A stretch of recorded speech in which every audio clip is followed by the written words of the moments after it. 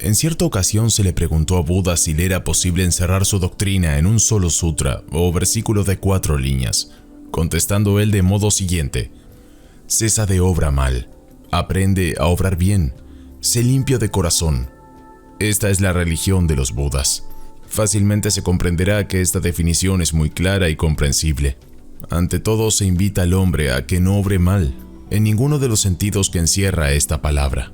Pero en modo alguno debe contentarse con esto, pues debe dar a su actividad una nueva dirección y aprender a obrar bien. Luego, después de haber de este modo regulado su conducta con respecto al mundo exterior, se le incita a que sea limpio de corazón, mandamiento de un alcance tan vasto que pocos preceptos existen en la vida espiritual que no estén contenidos en él. Todo el fundamento de las enseñanzas de Buda era siempre el sentido común y la justicia. Basaba su pretensión a ser escuchado sobre el hecho de que sus enseñanzas eran claras y comprensibles, e imprimió esta circunstancia de una manera tan insistente y enérgica en el espíritu de sus discípulos, que en un concilio ecuménico que los monjes budistas celebraron en Vaisali, cuando surgió la cuestión acerca de si ciertas doctrinas habían realmente formado parte de las enseñanzas de Buda, se convino unánimemente en que solo aquello que no está en contradicción con la pura y sana razón podía pertenecer a las enseñanzas de Buda. Ojalá que los concilios ecuménicos de la Iglesia cristiana hubiesen hecho otro tanto, pues así los absurdos que han oscurecido y desnaturalizado la verdadera fe jamás hubieran tomado la gigantesca y sin embargo insólita estructura de la teología ortodoxa actual. Esta decisión del concilio concuerda también con lo que el mismo Buda dijo a los habitantes del pueblo de Kalama, cuando le preguntaron en cuáles, entre todas las diversas doctrinas del mundo, debía creer, a lo cual contestó: no creáis en una cosa que se dice por el solo hecho de que se dice, ni en las tradiciones porque han sido transmitidas por la antigüedad, ni en los rumores como tales, ni en los escritos de los sabios solo porque proceden de ellos, ni en ideas que quizás imaginéis que han sido inspiradas por un deva, esto es, en una supuesta inspiración espiritual, ni en conclusiones sacadas de alguna suposición que por acaso podáis haber hecho, ni en la que puede parecer una fatalidad inevitable, ni en la simple autoridad de vuestros propios instructores o maestros, pero creed cuando el escrito, doctrina o máxima esté sancionada por vuestra propia conciencia. Por esto yo os he enseñado no a creer meramente lo que habéis oído, sino a creer según los dictados de vuestra propia conciencia, así como obrar según ella con entera y completa libertad. Estas palabras se pueden hallar en el Kalama Sutta del Anguttara Nikaya, y seguramente que la actitud que por parte del instructor religioso presentan es muy clara y terminante. El budismo, por lo tanto, no tiene credo alguno, solo exige que el hombre examine por sí mismo los hechos que le rodean. Es la única doctrina que el mundo ha conocido que está completamente libre de dogmas, ceremonias y supercherías. Según sus enseñanzas, dentro de las inmutables leyes de la justicia, cada hombre es en absoluto su propio creador y del de su destino. El budista es aquel que sigue las enseñanzas de Buda y vive la vida que él ha prescrito. Así pues, según esto, pueden existir muchos individuos entre nosotros a quienes se puede calificar de budista, aun cuando jamás hayan leído una sola palabra de esta maravillosa doctrina. La enseñanza de Buda reconoce también los diversos tipos de hombres y atiende por lo tanto a la necesidad que algunos de ellos sienten de recibir un conocimiento más amplio que por el momento no sería asequible a los demás. En el Parinibbana Sutta se presenta al mismo Buda declarando que él no da con restricción y parsimonia, como hacen algunos instructores que ocultan algunas cosas, pero si bien es evidente que con esto se quiere dar a entender que enseñaba todas las cosas abiertamente, tampoco es por ello menos cierto que el verdadero fundamento de la gran ley solo puede ser comprendido por aquellos que han perfeccionado sus poderes perceptivos. Vemos que hablaba en parábolas y relataba historias para las ignorantes masas, del mismo modo que lo hacía Cristo, pero también practicaba el Sutta Pitaka para los más avanzados, del mismo modo que daba el Vinaya Pitaka para el gobierno de los monjes de su orden, y perfeccionaba el Abhidhamma Pitaka o enseñanza filosófica o psicológica para las inteligencias más desarrolladas. Al paso que insistía tan enérgicamente acerca de la posibilidad y el deber de vivir una vida pura mientras todavía estuviese en medio de los negocios del mundo. Enseñaba, como todos los demás grandes instructores han hecho, que la más elevada de todas las vidas era aquella que estaba consagrada por el completo desarrollo espiritual y al servicio de la comunidad. En cierta ocasión se quejaba un discípulo a su maestro: siempre nos cuentas historias pero nunca nos revela su significado. ¿Te gustaría que alguien te ofreciera fruta y la masticara antes de dártela? Nadie puede descubrir tu propio significado en tu lugar, ni siquiera el maestro.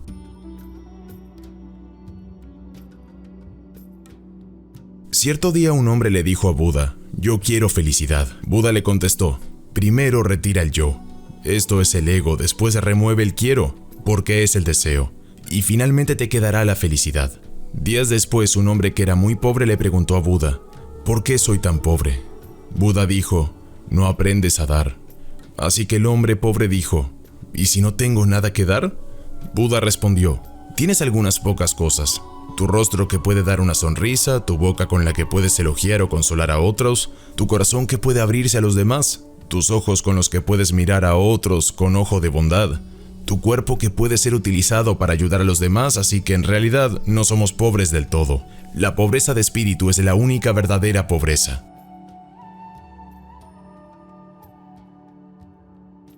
Dos monjes budistas, uno viejo y otro joven, paseaban fuera del monasterio cerca de una corriente de agua que había inundado los alrededores. Una hermosa mujer se acercó a los monjes y les pidió ayuda para atravesar el aguasal. El monje joven estaba horrorizado ante la idea de llevarla en sus brazos, pero el viejo con total naturalidad la tomó y llevó al otro lado. Después los monjes continuaron caminando. El joven no podía dejar de pensar en el incidente y finalmente exclamó: «Maestro, bien sabes que hemos jurado abstinencia. No nos permiten tocar a una mujer así. ¿Cómo pudo usted tomar a la hermosa mujer en brazos, dejarle poner las manos alrededor de su cuello, los pechos junto a su pecho y llevarla a través del aguasal así?». El anciano le respondió: «Hijo mío, en verdad todavía la llevas encima. A veces cargamos con el pasado, con emociones de culpa o resentimiento, y lo hacemos más pesado de lo que en realidad fue. Aceptando que el incidente no forma parte de nuestro presente, podemos quitarnos un gran peso emocional de encima».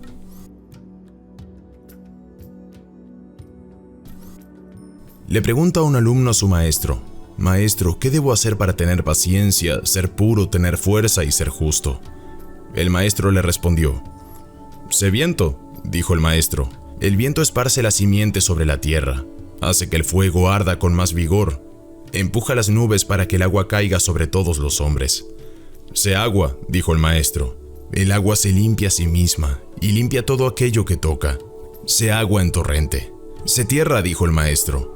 «La tierra recibe los desechos naturales del hombre y los animales, sin molestarse. Muy al contrario, transforma las impurezas en abono y fertiliza el campo». «Sé fuego», dijo el maestro. «El fuego hace que la madera se transforme en luz y calor. Sé el fuego que quema y purifica». Si tienes paciencia de la tierra, la pureza del agua, la fuerza del fuego y la justicia del viento, entonces serás libre.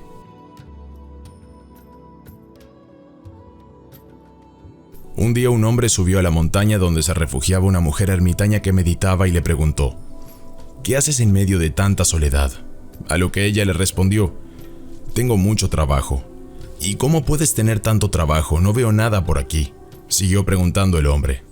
«Tengo que entrenar a 2 halcones y a 2 águilas, tranquilizar a 2 liebres, disciplinar a una serpiente, motivar a un burro y domar a un león», dijo la mujer. «¿Y por dónde andan que no los veo?», volvió a preguntar el hombre. La mujer respondió: «Están dentro de mí. Los halcones se lanzan sobre todo lo que se presenta, bueno o malo. Tengo que entrenarlos a que se lancen sobre cosas buenas. Estos son mis ojos. Las 2 águilas con sus garras hieren y destrozan. Tengo que enseñarles a que no hagan daño. Estas son mis manos. Las liebres quieren ir a donde quieren, no enfrentar situaciones difíciles. Tengo que enseñarles a estar tranquilas, aunque haya sufrimiento o tropiezo. Estas son mis pies. El burro siempre está cansado, es obstinado, no quiere llevar su carga muchas veces. Este es mi cuerpo. La más difícil de domar es la serpiente. Aunque esté encerrada en una fuerte jaula, ella siempre está lista para morder y envenenar a cualquiera que esté cerca. Tengo que disciplinarla y esa es mi lengua. También tengo a un león. Ay, qué orgulloso, vanidoso, se cree ser el rey. Tengo que domarlo, ese es mi ego. Como ves, amigo, tengo mucho trabajo. ¿Y tú? ¿En qué trabajas?».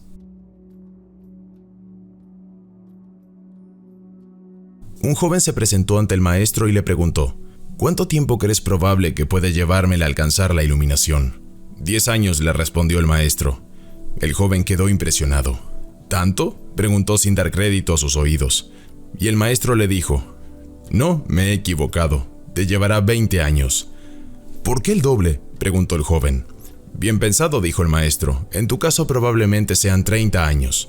Algunas personas nunca aprenderán nada, porque lo comprenden todo demasiado pronto. Después de todo, la sabiduría no es una estación a la que se llega, sino una manera de viajar. Si viajas demasiado a prisa, no ves el paisaje. Saber exactamente a dónde va uno puede ser la mejor manera de extraviarse. No todos los que pierden el tiempo se extravían.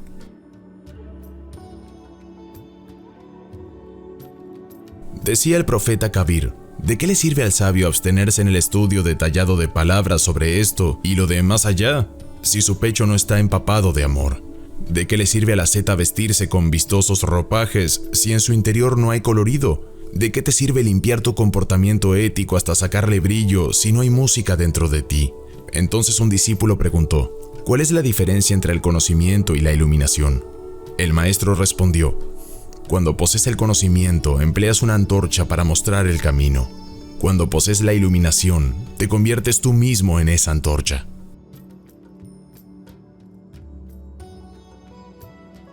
Tajima no Kami era maestro de esgrima en la casa del shogun. Un día un miembro de la guardia personal del shogun acudió a él pidiéndole que le adiestrara en el manejo de la espada. Te he observado con detenimiento, le dijo Tajima no Kami, y me ha parecido que eres un auténtico maestro en este arte. Antes de tomarte como discípulo, quisiera saber con qué maestro has estudiado. Jamás he estudiado con nadie el arte de la esgrima, le respondió el otro. No puedes engañarme, dijo el maestro. Tengo un ojo muy perspicaz que nunca me falla. No pretendo contradeciros, excelencia, dijo el guardia, pero la verdad es que no sé una palabra de esgrima. El maestro le obligó a cruzar la espada con él durante unos minutos, luego se detuvo y le dijo: puesto que tú dices que nunca has aprendido este arte, yo acepto tu palabra y te creo. Pero lo cierto es que te bates como un maestro. Háblame de ti. Solo hay una cosa que puedo deciros, dijo el miembro de la guardia. Cuando era niño, un samurái me dijo que un hombre no debía jamás temer a la muerte. Por eso me he debatido con el problema de la muerte hasta que ésta dejó de producirme la más mínima inquietud. ¿De modo que era eso?, exclamó Tajima no Kami. El secreto último de la esgrima consiste en estar libre del miedo a la muerte. Tú no necesitas adiestrarte, eres maestro de pleno derecho. Los que no han alcanzado la iluminación siempre están angustiados. Son como el agua que cae y no sabe nadar. Se asusta y por eso se hunde. Y por eso se esfuerza por mantenerse a flote. Y por eso se hunde cada vez más. Si perdiera el miedo y dejara que su cuerpo se hundiera libremente, este retornaría a la superficie por sí solo. Es como un hombre que cayó al río en pleno ataque epiléptico. Cuando volvió en sí, le sorprendió verse tendido en la orilla. El mismo ataque que le había arrojado al río le había salvado la vida, al alejar de él el miedo a morir ahogado. Eso es la iluminación.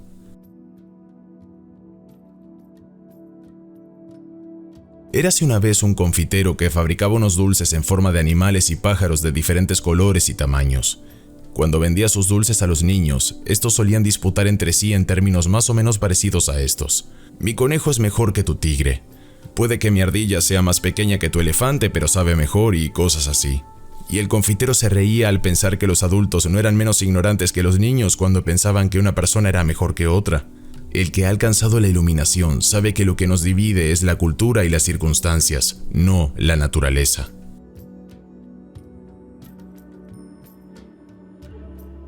Un turista occidental contemplaba lleno de admiración el collar de una nativa. ¿De qué está hecho?, le preguntó.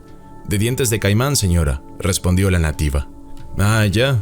Supongo que los dientes de caimán tendrán para ustedes el mismo valor que para nosotros tienen las perlas». La nativa respondió: «En absoluto. Una ostra puede abrirla cualquiera». Los que han alcanzado la iluminación comprenden que un diamante no es más que una piedra a la que la mente humana ha dado valor, y que los reyes son los grandes o los pequeños que tu mente decida que sean.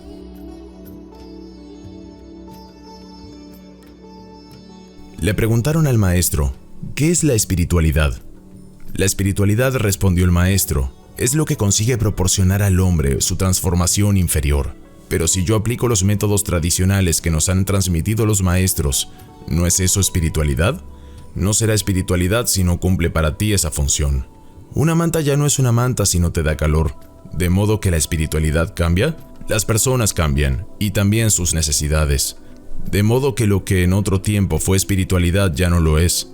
Lo que muchas veces pasa por espiritualidad no es más que la constancia escrita de métodos pasados.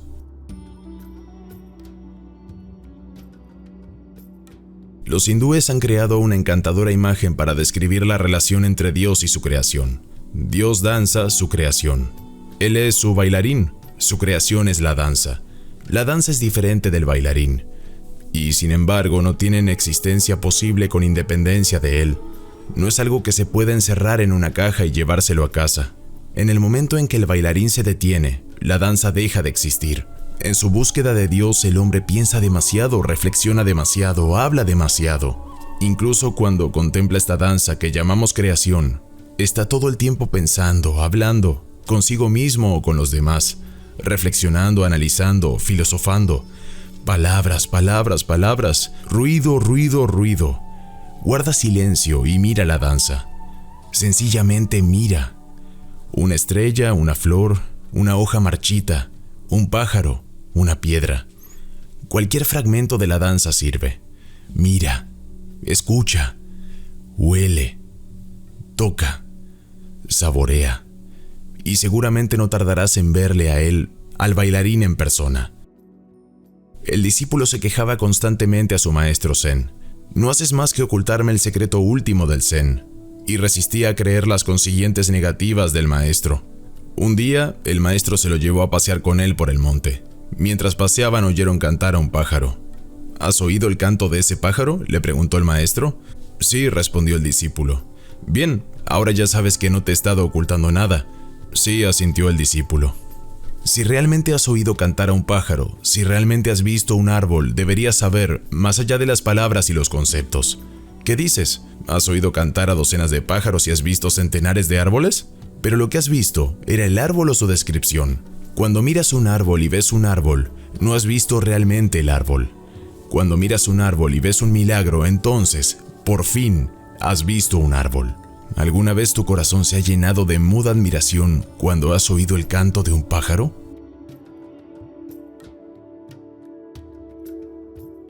Los que no han alcanzado la iluminación se consideran despiertos y en su locura llaman buenas a unas personas y malas a otras, alegres a unos acontecimientos y tristes a otros. Los verdaderamente despiertos ya no están a merced de la vida y la muerte, del crecimiento y la decadencia, del éxito y del fracaso, de la pobreza y la riqueza, del honor y el deshonor. Para ellos ni siquiera existe el hambre, la sed, el calor y el frío, que experimentan como algo transitorio en el río de la vida.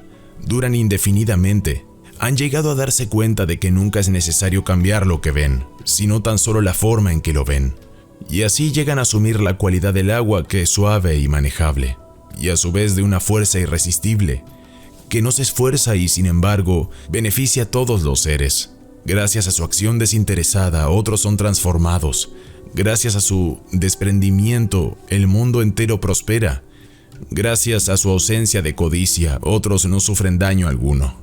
El agua es extraída del río para regar los campos. Al agua le da absolutamente lo mismo estar presente en el río o en los campos. Así es como los que han alcanzado la iluminación actúan y viven, apacible e intensamente de acuerdo con su destino. Son ellos los únicos que se convierten en los enemigos implacables de la sociedad, la cual odia la flexibilidad y ama la reglamentación, el orden y la rutina, la ortodoxia y la conformidad.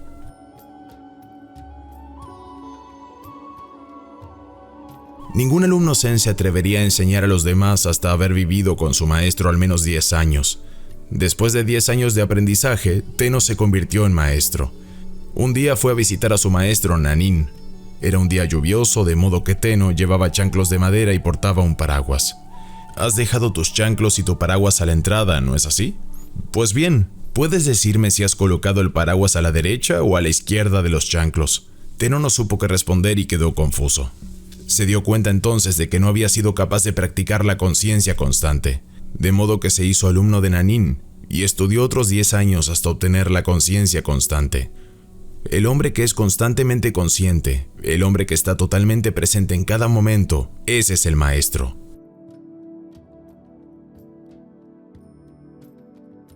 Le preguntaron en cierta ocasión a Buda, ¿quién es el hombre santo? Y Buda respondió, cada hora se divide en cierto número de segundos, y cada segundo en cierto número de fracciones. El santo es en realidad el que es capaz de estar totalmente presente en cada fracción de segundo. El guerrero japonés fue apresado por sus enemigos y encerrado en un calabozo. Aquella noche no podía conciliar el sueño, porque estaba convencido de que a la mañana siguiente habrían de torturarle cruelmente. Entonces recordó las palabras de su maestro Zen: el mañana no es real, la única realidad es el presente, de modo que volvió al presente y se quedó dormido. El hombre en el futuro ha perdido su influencia, se parece a los pájaros del cielo y a los lirios del campo, fuera de preocupaciones por el mañana, viviendo totalmente el presente. He ahí el hombre santo.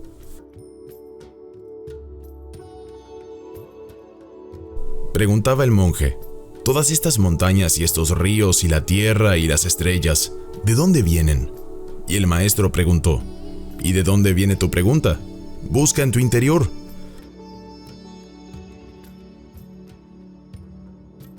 Un perro llamado Brownie estaba sentado en tensión, las orejas aguzadas, la cola meneándose tensamente, los ojos alertas mirando fijamente hacia la copa del árbol.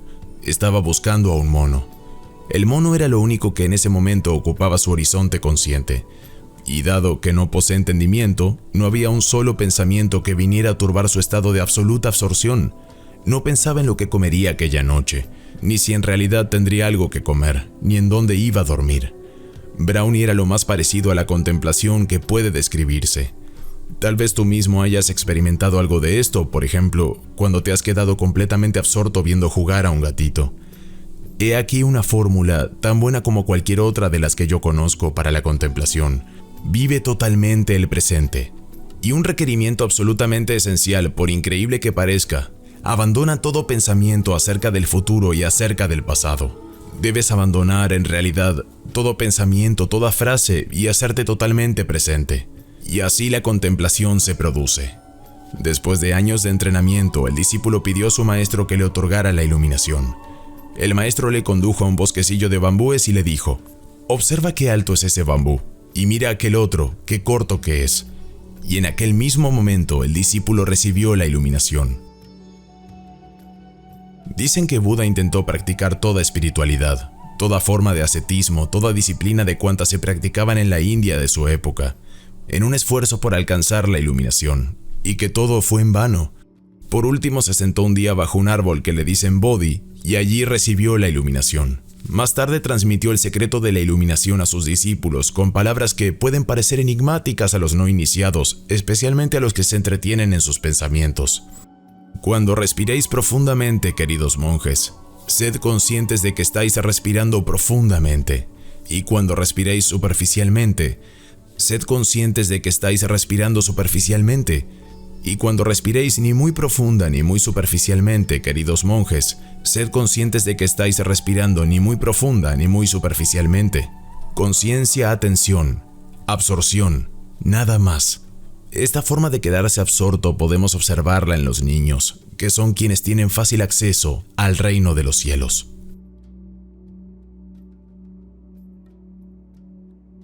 No pierdas comprensión sobre este tema, por lo que te recomiendo el siguiente video disponible en este canal. Búscalo así: El poder del mantra, las 84.000 enseñanzas de Buda contenidas en un solo mantra, sabiduría budista. ¡Hasta la próxima! Esto es Universo Consciente. Si te ha gustado este video, puedes dar like, comentar o suscribirte. ¡Vamos, inténtalo! Te estamos esperando.